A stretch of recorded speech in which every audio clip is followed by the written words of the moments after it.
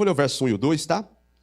Gênesis capítulo 1, verso 1, a Bíblia diz: no princípio, criou Deus os céus e a terra. Verso 2: a terra, porém, estava sem forma e vazia. Havia trevas sobre a face do abismo, e o Espírito de Deus pairava por sobre as águas. Então, até aí, a nossa leitura de hoje. O tema dessa mensagem, extraído do próprio texto, é sem forma e vazio.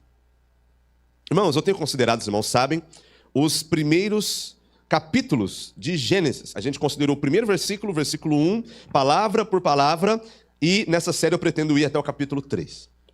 O versículo 1 a gente foi mais minucioso. Agora, finalmente, depois de acho que 7 ou 8 ou 9 mensagens, nem sei mais, nós chegamos aqui no versículo 2. O versículo 1 é o versículo que todos nós já entendemos. No princípio, o que significa que Deus existe desde antes do princípio.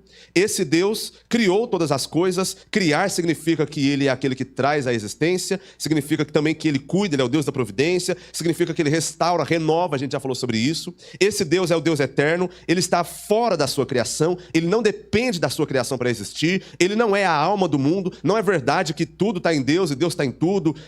Isso é o panteísmo, o panenteísmo. Nós não cremos nisso. Deus é exaltado, Ele é transcendente, Ele existe independente da sua criação, fora do tempo, Ele é eterno. Esse é o grande Deus, único, singular, não há outro como Ele. Deus enorme, Deus tremendo. A palavra que aparece aqui para Deus, já falamos, é a palavra Elohim, é o plural majestático, transmite a ideia de grandeza. Portanto, diante do primeiro versículo da Bíblia, o leitor se tomba. Ele cai, ele se prostra, porque ele está diante do grande Deus Criador, inigualável, incomparável, não há outro como ele.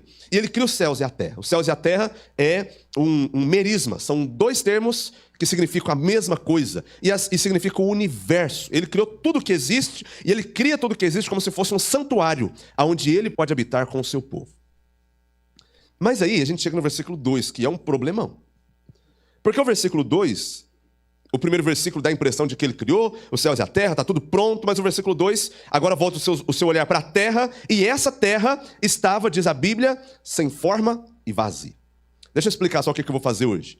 Em primeiro lugar, eu quero tentar explicar o versículo 2, da forma mais simplificada possível, e na segunda parte, eu quero tentar fazer aplicações para a nossa vida. Então, na primeira parte, eu estou explicando o texto, para depois a gente fazer as aplicações que eu penso ele pode trazer para nós nessa manhã. A terra, diz a Bíblia, então, estava sem forma e vazia. Algumas pessoas leem o versículo 1 e o versículo 1 dá a entender que ele criou tudo pronto, tudo funcionando, maravilha. Quando eu leio o versículo 2, está um caos, uma desordem, sem forma, diz o texto, vazia. Algumas pessoas concluem, existe um intervalo, uma brecha. Em inglês o pessoal fala um gap, entre o versículo 1 e o versículo 2. Então, estou explicando para vocês o que o pessoal entende por aí, tá? Portanto, o que se entende bastante...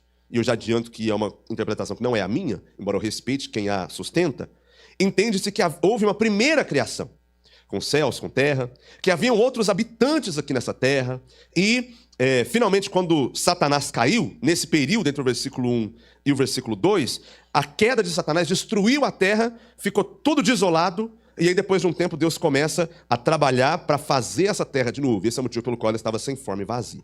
Bom, eu pessoalmente não acredito que a gente precisa dessa teoria, tá bom? Mas isso daí, irmãos, eu só estou compartilhando porque certamente vocês já ouviram por aí, então é importante a gente mencionar. Eu mesmo entendo que o que acontece aqui nos versículos 1 e 2 é que o versículo 1 é um título. Ele é uma primeira explicação, a explicação básica, a proposição fundamental que o autor quer transmitir para a gente. E a partir do versículo 2, ele vai começar a explicar como isso aconteceu.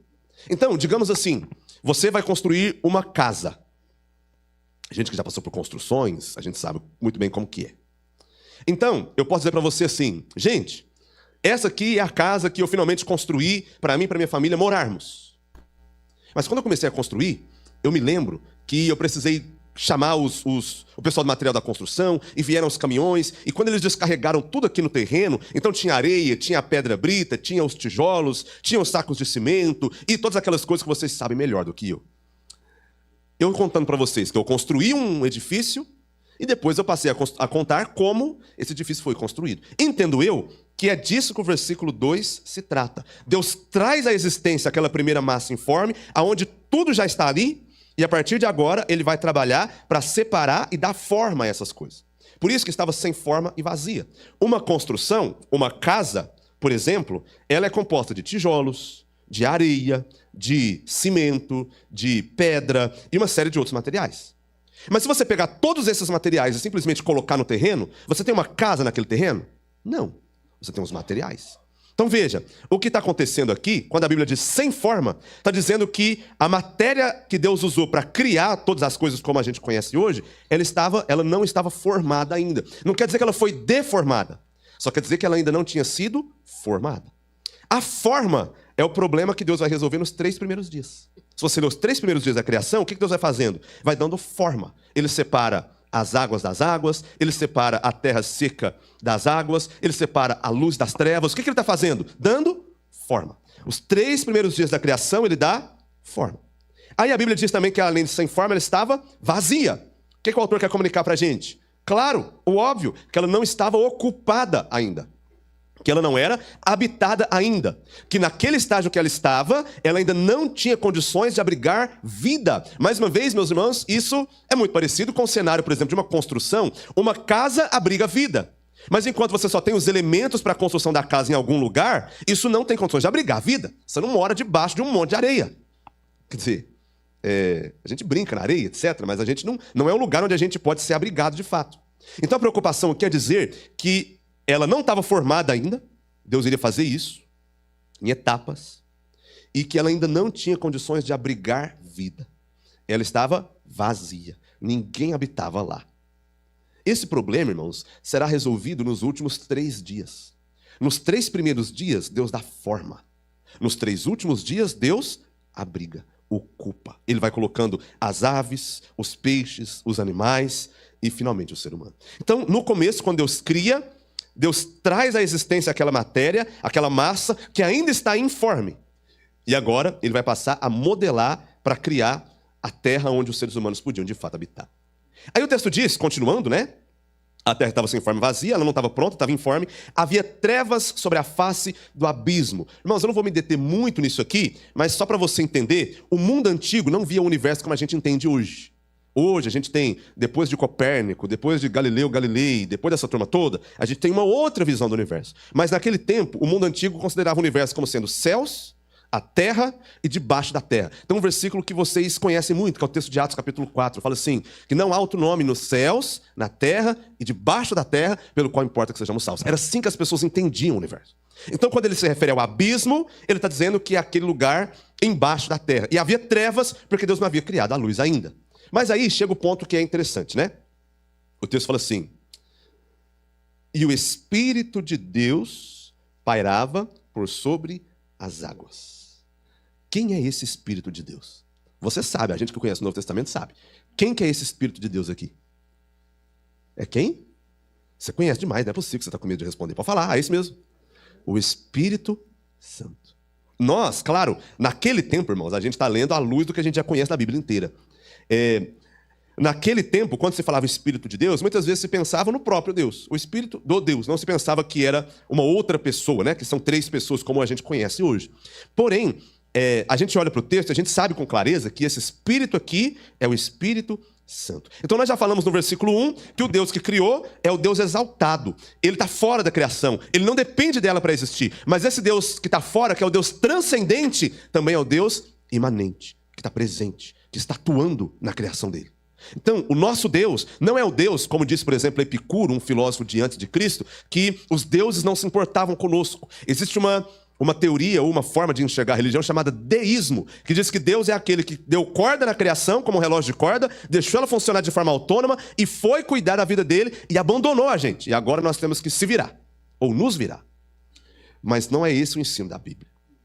O ensino da Bíblia é que o Deus transcendente também é imanente. Ele diz que habita num alto e sublime trono, mas ele também habita com o contrito, o abatido de espírito. Esse é o Deus que habita conosco. E é o Espírito Santo aqui. Só que o texto diz que o Espírito Santo, a gente acabou de cantar isso, ele se movia. A palavra que aparece aqui, pelo menos na minha tradução, é a palavra pairava. Ele pairava por sobre as águas. A figura, irmãos, é de uma ave que está sobrevoando o seu ninho para proteger os seus filhotes. É esse o uso desse verbo pairar. Uma águia, por exemplo, que está lá em cima sobrevoando, mas ela está de olho no ninho dela. E ela vai sobrevoando de maneira a cuidar e trabalhar e providenciar o necessário para que aqueles ovinhos venham a chocar. Isso, irmãos, dá para a gente a explicação do versículo 2. Talvez você nunca tenha ouvido isso, mas eu estou bem pronto e eu posso te mostrar depois com mais calma se você precisar. Mas acredita em mim. Aliás, acredita na Bíblia, acredita em mim não. Eu te mostro na Bíblia. A figura do versículo 2 é a figura de uma gestação. É a figura de algo que está sendo gestado e que vai finalmente eclodir. Essa é a figura do versículo 2. Quando a Bíblia usa a expressão de uma águia, ou a palavra pairar, que mostra uma ave que está sobrevoando o ninho, cuidando dos seus ovos, é exatamente essa a ideia. Inclusive, na mentalidade do Antigo Testamento, quando se pensava num neném, uma criança no ventre da mãe, se dizia que essa criança estava sem forma. Mesma expressão usada aqui. Por exemplo, o Salmo 139, verso 16, o salmista falando que Deus conheceu ele no ventre da mãe. E ele diz assim, os teus olhos me viram a substância ainda informe. Ou, em outras palavras, sem forma. Por quê? Onde que ele estava? Ele estava sendo gestado. Então aqui, meus irmãos, a figura é uma figura mais ou menos parecida com essa. Eu fui fazer uma pesquisa para contar para os irmãos, a gente vai para as aplicações, tá? E eu descobri que mesmo outras mitologias do passado tinham algo parecido. Eles acreditavam que houve uma espécie de ovo cósmico que finalmente eclode e tudo vem a partir dali. Ovo cósmico é uma figura péssima, né? Mas você entendeu a ideia. A ideia de uma gestação. É a gestação do universo, da criação. Então, todos os dias, irmãos, Deus nos dá essas dicas, né? De como que Ele criou o mundo, mas a gente não percebe. Assim como na gravidez de uma mulher, no início, aquilo é uma massa sem forma, que normalmente está sendo envolvida pelo líquido amniótico, não é isso? E após algum tempo, o bebê está formado e pronto para sair. Aí a bolsa é rompida e o neném vem ao mundo. É mais ou menos uma figura como essa que está aparecendo aqui em Gênesis capítulo 1, versículo 2. Essa massa inicial, descrita em Gênesis, é equivalente, por exemplo, a um feto no início da gravidez. Então, a massa, você percebeu? É uma bolha de água, está aqui no versículo 2, né? A água está cobrindo tudo, então é uma bolha de água, está cercando essa massa que está sem forma, parecendo inclusive muito com a questão de uma gestação mesmo, né? Finalmente, diz a Bíblia nos versículos 7 e 8, que Deus faz separação entre as águas de baixo e as águas de cima. É como se finalmente essa água, essa bolsa se rompesse e aquilo que está lá dentro agora aparece, a terra seca aparece. Irmãos, isso é para dizer que essa figura, ela casa perfeitamente com esse significado. O Espírito pairando por sobre as águas. Uma águia, uma ave que está sobrevoando o ninho, protegendo os seus ovos, providenciando o necessário para que eles possam chocar no seu devido tempo. Irmãos, uma curiosidade, e a gente vai para as aplicações. Essa figura se repete na Bíblia algumas vezes. Eu vou mostrar 3. A primeira delas é o dilúvio. O que aconteceu no dilúvio? A terra foi envolta de quê, diz a Bíblia? De água, certo? Então, o dilúvio foi o juízo de Deus. E o juízo de Deus parece como se fosse uma descriação. A terra volta para o seu estágio inicial. Ela é envolta por águas. Só que diz a Bíblia que Noé solta uma pomba que sobrevoa a terra e volta para ele trazendo no bico uma folha nova de oliveira. Está lá em Gênesis capítulo 9, se não me falha a memória. A figura lá de Gênesis 9 é a mesma figura de Gênesis capítulo 1, versículo 2. A terra envolta de águas e uma ave sobrevoando aquela massa e finalmente a terra seca aparecendo. É como se o autor estivesse comunicando para a gente assim, uma nova criação está começando. Vou dar outro exemplo. Na abertura do Mar Vermelho, esse é o segundo, a Bíblia diz que Deus vai soprar um vento. Você lembra do texto? Eles param lá, e aí Deus vai soprar um vento oriental, diz a Bíblia, que faz com que o mar se parta em 2. E sabe o que aparece quando o mar se parte em 2? A terra, a porção seca. É a mesma linguagem. Curioso que a palavra que aparece lá é vento, mas eu vou te contar um segredinho agora que você não vai acreditar. A palavra espírito e a palavra vento, tanto no hebraico quanto no grego, são a mesma palavra. É como se o texto estivesse dizendo assim, o espírito pairou por sobre as águas e apareceu a porção seca. O êxodo, a salvação do povo de Israel é uma nova criação. A salvação tem a ver com uma nova criação, como a gente já falou. Finalmente, último exemplo, e esse tem a ver com a gente, e é a ponte perfeita para as nossas aplicações. Eu já vou para as aplicações, tá vendo? Você sempre orou para eu pregar mais rápido. Eu acho que hoje vai acontecer, vamos ver. Deus abençoe. É porque hoje o pastor Luciano vai dar um aulão para todo mundo. Eu não vou atrasar o cara, né, gente? É um homem, né? Terceiro lugar onde aparece essa figura, o batismo do Senhor Jesus Cristo. Jesus Cristo, aonde que ele está? No Rio Jordão. Ou seja, ele está na água.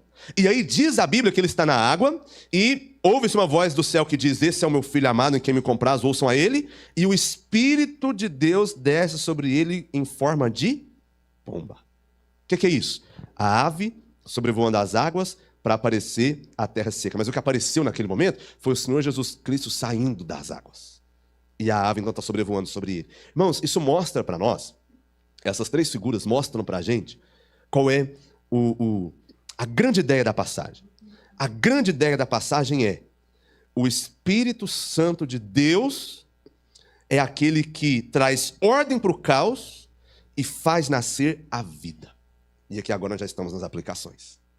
Quem é o Espírito? O que o Espírito está fazendo em Gênesis 1, o que ele está fazendo em Gênesis 9, o que ele está fazendo em Êxodo, capítulos 3, 4, 5 em diante, o que ele está fazendo no Novo Testamento, ele está trazendo ordem para o caos e fazendo aparecer a vida. Seria impossível a gente habitar num mundo, numa terra que está coberta, que está envolta por águas. Mas ele é quem faz nascer a terra onde a vida pode ser abrigada, onde ela pode se manifestar. Quem é o Espírito Santo? Irmãos, está aqui a primeira lição de pneumatologia da Bíblia. Sabe o que é pneumatologia, né? É a doutrina do Espírito Santo. Quem é o Espírito Santo? A primeira verdade que a gente sabe sobre ele: o Espírito Santo é aquele que traz ordem para o caos. É aquele que cuida para que a vida possa surgir. Vamos por partes. O Espírito Santo traz ordem para o caos. Sua vida é uma desordem. Ela é um caos, uma confusão. Você precisa do Espírito Santo. Você ouviu? Pastor, eu preciso de terapia. Pode ser também, mas primeiro você precisa do Espírito Santo. Eu preciso de dinheiro. Pode ser também, mas primeiro você precisa do Espírito Santo. É o Espírito Santo que traz ordem para o caos. Às vezes, irmãos, a gente vive isso, né? Então, sua vida financeira é um caos, né? Seus relacionamentos são vazio. A sua vida emocional pode ser descrita assim: trevas, vazio, desolação. A Bíblia diz que o Espírito Santo paira sobre isso, fazendo que da desordem surja verdadeira ordem. Então ele é o organizador da criação e ele é o organizador da nossa vida. Gente, aonde o Espírito Santo chega, chega também a ordem. Desconfia, tá? Desse negócio que o povo fala que é o Espírito Santo aí é só confusão. Eu quero te convidar de verdade a pensar bem se é isso mesmo. Estou falando de todo o meu coração, com todo respeito àqueles que creem diferente de nós. Mas aonde o Espírito Santo chega, chega a ordem. Se você está no culto e está uma bagunça, talvez não tenha nada de Espírito Santo lá. Ainda que as pessoas digam que é ele que está fazendo isso. Então veja, o Espírito Santo paira sobre o caos do nosso coração. Ele paira sobre o abismo da nossa alma, sobre a escuridão da nossa mente, as trevas. E ele traz ordem. A sua obra começa aqui. É por isso que você e eu sabemos que nós precisamos ser cheios do Espírito Santo. Todos nós. Caso contrário, irmãos, a gente vai tentar organizar a vida na força do nosso braço. Não vai funcionar. Não vai funcionar. Você pode tentar, mas não vai funcionar. Nossa, meu casamento é uma bagunça. O Espírito Santo tem que entrar na sua casa. Minha vida financeira está um caos, pastor. O devorador se levantou. Ô, gente, deixa o diabo quieto lá. O diabo não está nem lembrando do seu dinheiro. A culpa é nossa mesmo, que é mal organizado, que é impulsivo, que é irresponsável. Quem é que traz ordem para a nossa vida? É o Espírito Santo. E é dele que a gente precisa. Então, o Espírito Santo é aquele que traz ordem para o caos. Se a gente quer ter uma vida organizada, ordeira, se a gente quer vencer esse caos, é o Espírito Santo que precisa envolver a gente. E a partir daí, fazer a segunda parte que é o que eu quero destacar. Trazer nova vida. Então veja, ele paira, lembra da figura? É uma ave sobrevoando lá o seu ninho, cuidando, providenciando, fazendo todo o necessário para que a vida possa surgir ali. O que a gente vai ver acontecer nos versículos 7 em diante é isso. As águas são separadas e a porção seca aparece e aí finalmente está pronto o cenário para que a vida possa surgir. Quem faz isso? Irmãos, quem faz isso é o Espírito Santo. Eu vou usar uma palavra que você conhece bem. O Espírito Santo é o regenerador. Ele faz e é ele que refaz. Regeneração é uma obra do Espírito Santo. O Senhor Jesus Cristo falou assim, João capítulo 3, Nicodemos, se você não nascer da água e do Espírito, agora você entendeu o que o Senhor Jesus Cristo queria dizer. Quando ele fala de água e de Espírito, ele está remetendo ao quê? Gênesis capítulo 1, versículo 2. Se você não nascer da água e do Espírito, você não pode entrar no reino de Deus. O Nicodemos ficou em choque. Como nascer da água e do Espírito? Quer dizer então que eu vou ter que entrar no ventre da minha mãe e nascer uma segunda vez? E Jesus falou, se você não nascer de novo, você não pode entrar no reino de Deus. E você nasce de novo da água e do Espírito. É uma alusão ao que está acontecendo aqui. O Espírito Santo envolvendo alguém e trazendo essa pessoa a nova vida. Irmãos, eu quero fazer duas coisas sobre isso. A primeira delas, eu tenho que dizer para vocês, porque é minha responsabilidade como pregador, que todos os seres humanos estão mortos em delitos e pecados. Todos eles. A Bíblia diz, todos pecaram e carecem da glória de Deus. A condição do ser humano espiritualmente, diz a Bíblia, o quadro é terrível, mas é a verdade. É um quadro de morte. E a morte física, que a gente experimenta no fim da vida, é a última de uma série de mortes que a gente vai experimentando durante todo o nosso período miserável de existência. Essa é a vida do ser humano. E a Bíblia diz, isso aconteceu por causa do pecado, ele está morto em delitos e pecados. Alguém que está morto não precisa de conserto. Entende? Você não maqueia o morto. Pode maquiar, mas ele vai continuar morto. Você pode colocar uma roupa nova no morto. Ele vai continuar morto. Você pode dar banho no morto. Ele vai continuar morto. Você pode colocar o caixão do morto em pé. Ele vai continuar morto. O que o morto precisa? Só tem uma coisa. Vida. Vida. E quem é aquele que pode trazer vida para quem está morto? Resposta, o Espírito Santo. Hoje, se você está aqui, e talvez você não passou por isso, a maioria passou, graças a Deus, saiba, a situação natural do ser humano, diz a Bíblia, é de morte em delitos e pecados, mas o Espírito Santo pode vivificar você.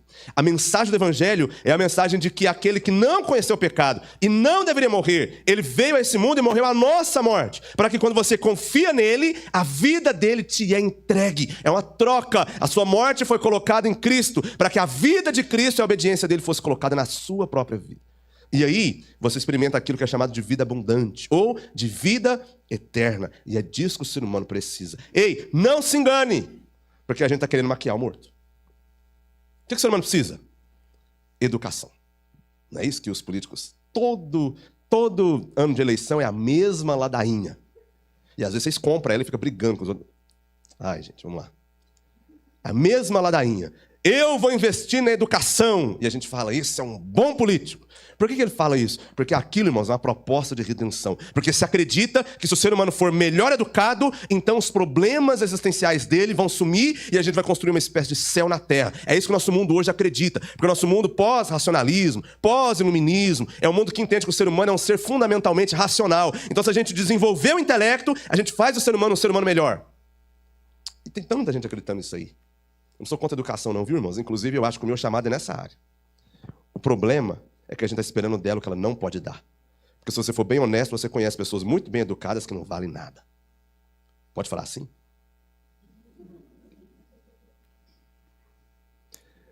Não é a graduação, a pós-graduação, o mestrado, o doutorado que faz alguém se tornar melhor como ser humano, não. Aliás, às vezes as pessoas que têm mais formação são aquelas que são as piores como seres humanos de lidar com elas. Você entende? Então a educação resolve o problema do ser humano? É importante, tá? Mas não resolve. Pastor, sabe o que vai mudar o mundo mesmo? É uma melhor distribuição de renda para a gente ter uma vida mais justa. Quando todo mundo tiver igualdade no que diz respeito às condições financeiras, materiais, tiver acesso, tiver suprimento, etc. Então as taxas de criminalidade vão cair, então a violência vai acabar, então os roubos vão acabar, então o mundo vai ser justo, e a gente vai construir uma espécie de céu na terra. Tem uma ideologia do cão que ensina isso até hoje, tem muita gente que compra ela. E vocês não perceberam que isso daí é uma proposta de redenção sem Deus. Qual é o problema disso aí? É que, irmãos, não é verdade que a gente fica satisfeito quando a gente tem determinado tipo de recurso. Porque o problema do ser humano é a cobiça. E a cobiça é um pecado. E o problema da cobiça é que a cobiça faz a gente colocar os nossos olhos, a nossa atenção, o nosso coração naquilo que a gente não tem. E quem tem o problema da cobiça pode ter tudo e nunca está satisfeito. Você sabe do que eu estou falando. Já que eu estou falando mal de político aqui, né? Enquanto ainda pode no Brasil, porque logo não vai poder mais, mas enquanto ainda pode no Brasil, por que os caras ganham tanto e roubam tanto? Já parou para pensar nisso? Você fala assim, puxa, eu vivo aqui, ralo demais para ganhar salário mínimo. Os caras ganham 40 mil, 50 mil, 100 mil e estão desviando dinheiro mais ainda. Por que um cara que tem 100 mil desvia mais? E aí você pensa assim, se fosse eu estava satisfeito só com 15, hein? Precisava de 100, não. O problema, irmãos, é que quanto mais a gente tem, mais a gente quer. Você entende? Aí não, nós vamos fazer uma casa igual. Todo mundo vai ter a mesma casa, a mesma planta. Todo mundo vai morar numa casa igualzinha. Mesmo assim vai ter problema, porque alguém vai falar assim, mas por que a casa do pastor Carlos tem uma vista assim que a minha não tem? E a briga vai começar. O problema está na cobiça. O que o ser humano precisa? De mais distribuição de renda? É ótimo que a gente tenha recursos, mas não é isso que resolve o problema do ser humano. Isso é maquiar o morto. O que o ser humano precisa? Muita gente faz isso. Eles focam na religiosidade. A gente precisa moldar a conduta do cara. Então o cara entrou na igreja, imediatamente a gente coloca uma gravata nele. Você sabia que tinha igreja no passado? Eu entendo que os irmãos tinham boa intenção, mas isso me soou tão absurdo que tinha um cabide com várias gravatas na porta.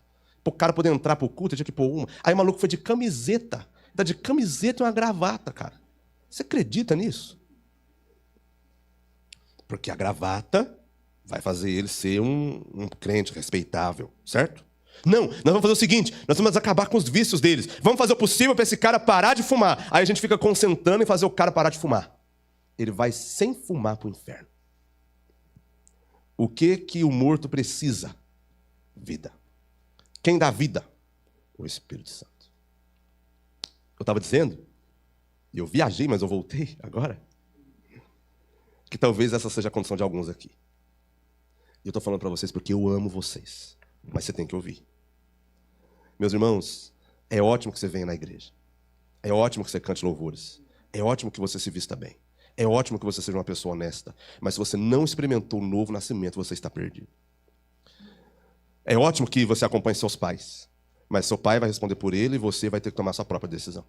Sua esposa vai responder por ela e você vai ter que tomar sua própria decisão. Seu marido vai responder por ele e você vai ter que tomar sua própria decisão. Deus não tem netos. Eu não sou crente, mas sou filho de um crente. Deus não tem netos. Você vai ter que se tornar um filho de Deus. Você precisa de vida nova. Mas quando o Espírito Santo vem, e saiba, se você crer, ele vem. Porque é Jesus quem dá o Espírito Santo. Quando o Espírito Santo vem, ele vem e gera nova vida no seu coração. Irmãos, quando essa nova vida acontece, tudo muda. Tudo muda. Sabe por quê? Porque tem uma nova vida lá. Então, não é mais que você está controlando os seus apetites. Você ainda tem que ter domínio próprio. Mas agora o Espírito Santo está lá gerando novos impulsos, novos apetites, novos amores. A sua vida foi transformada. A sua mente foi transformada. O seu coração é transformado. Porque o Espírito Santo dá nova vida. Você tem certeza que você é salvo. Você tem certeza que você é salvo. Preciso te dizer isso. Porque se você diz que é salvo, mas os seus apetites, os seus amores, os seus afetos continuam os mesmos, não pode ter tido salvação aí. Não pode ter tido. Mas se houve transformação, é porque o Espírito Santo atuou. Eu quero falar mais uma coisa sobre o Espírito Santo ainda. Pelo amor de Deus, 10 horas. Está amarrado em nome de Jesus. Gente, falhei miseravelmente. Achei que eu ia acabar antes da hora. Vamos lá. Agora é para a gente que é crente já. Quem gera vida verdadeira, quem opera o novo nascimento, quem regenera é o Espírito Santo. Isso significa que não é você. Certo? Eu tenho uma palavra para você aqui com muito carinho. Você, por exemplo, que é pai, e seus filhos talvez estão longe do caminho do Senhor, não estão andando como você gostaria. Não é você que gera essa obra. O seu papel é ser fiel a Deus. E quem vai fazer a obra é o Espírito Santo. Então descansa. Tem um peso muito grande nas nossas costas, às vezes, porque a gente pensa que a gente foi chamado para fazer aquilo que, na verdade, Deus vai fazer. O nosso papel é semear. Um planta, outro rega. Quem dá o crescimento é Deus.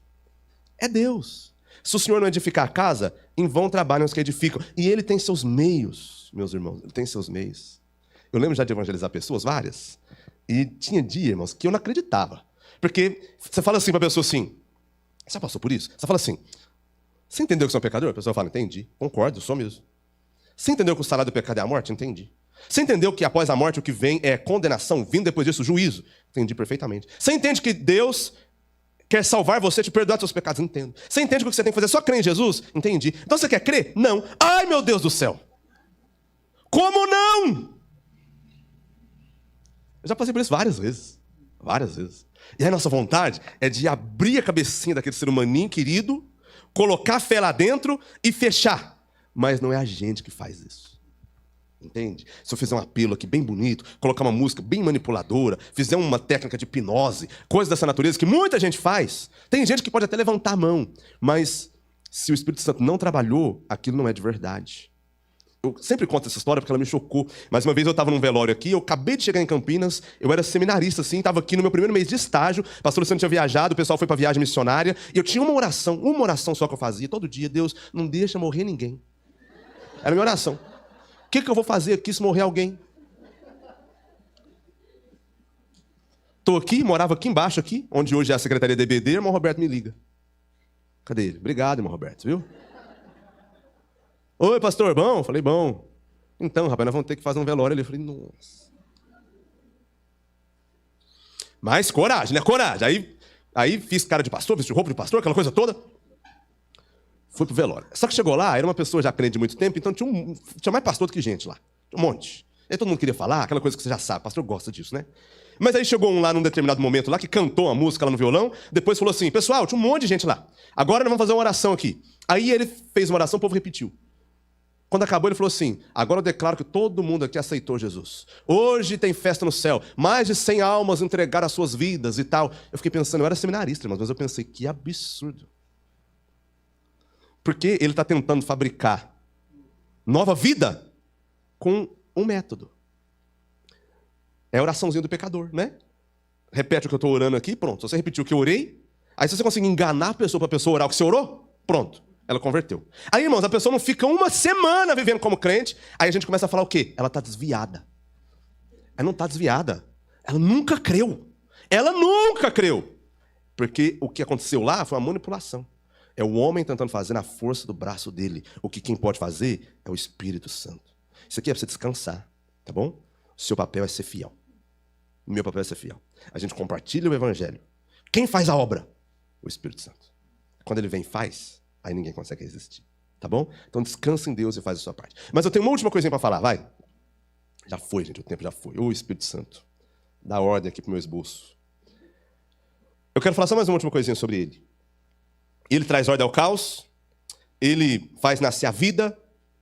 E uma outra coisa que a gente percebe, irmãos, é que Deus não criou o universo pronto, mas ele foi formando esse universo em etapas, em fases. Você percebeu? Então, o versículo 2 é a figura do quê? Uma gestação. Depois, finalmente, surge a terra seca.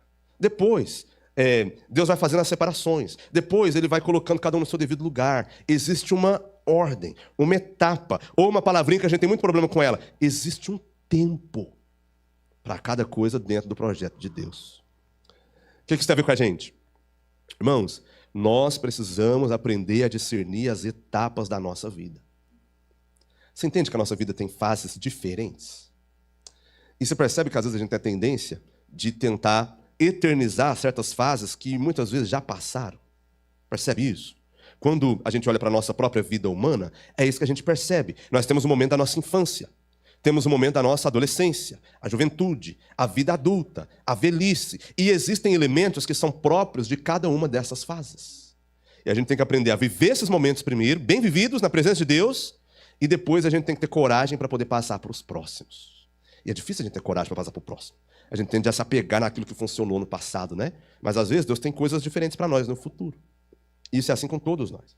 Então veja, o apóstolo Paulo, um versículo que você conhece muito bem, diz assim: quando eu era menino, eu pensava como menino. Eu falava como menino. Eu agia como menino. Mas agora que eu sou homem, eu deixei as coisas próprias, de menino. Porque existia um momento em que aquilo era apropriado, mas hoje não é mais. Se eu ver uma criança brincando aqui na creche, aqui embaixo, de fraldas, na terra, eu vou achar normal. Mas se eu ver um homem de 30 anos de fralda brincando na terra, tem algo errado. Infelizmente, parece que às vezes na fé a gente não percebe isso. E tem crente velho que se comporta como menino. Posso falar? Você é hipersensível? Quem que é a pessoa hipersensível? O fulano te olhou assim, de relance, e você pensa, pronto, me odeia. Você vê duas pessoas rindo próximas de você, ah lá, só podem estar falando mal de mim. Nessa igreja as pessoas me difamam. Né? O pastor passou e não te cumprimentou porque ele estava ocupado com 1000 responsabilidades. Esse pastor não vale nada.